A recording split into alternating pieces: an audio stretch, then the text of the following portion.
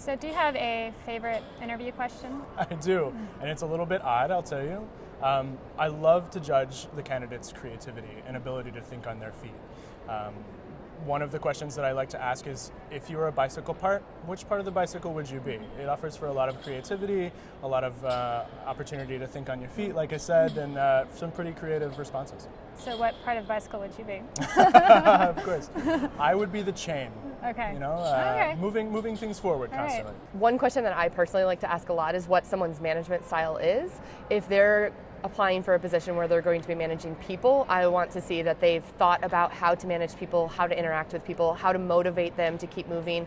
If they're going to be managing projects, I want to see that they have time management skills or organizational skills.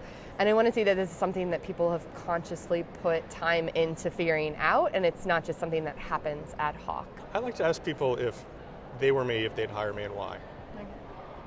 It's easy to ask those canned questions about what's your best strength, what's your biggest weakness, but I think when you put the onus on them to defend themselves why they would make a hiring decision, it gets them to reflect on what my needs might be as a hiring manager or as a recruiter, and I think it gives them a better appreciation of what I'm looking for and how they can help me to achieve it.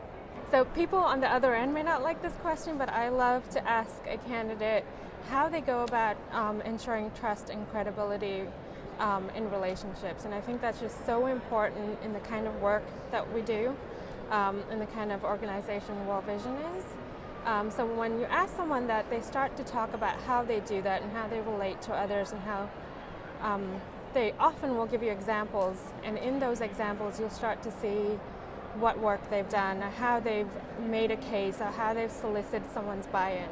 Yeah, I have two that I really like. The first is, why are you interested in Crown Agents? That kind of answers the question of why they did research on it, but also shows that they're looking for a career with your company, and it's not just the interview they got. So that's always nice to hear. The other one is, how did you get interested in international development? I think the rigors of this type of work and the things you face with can really wear you out, and so I'm looking for someone with a passion for international development or what they're doing, and hearing how they got interested in it a lot of times can explain their passion. And then another thing too is, when they're answering those questions, if they can turn them back around and ask me the how and the what, that's always productive too, because then it can be a little bit more of a conversation, and I can gauge their interest and make sure I'm tailoring my responses to what they're looking for, or make sure that this is the culture for them. My go-to interview question is, who are you when you are working at your best? And I really love that question because if I have the opportunity to ask for a follow-up, I always ask for a story.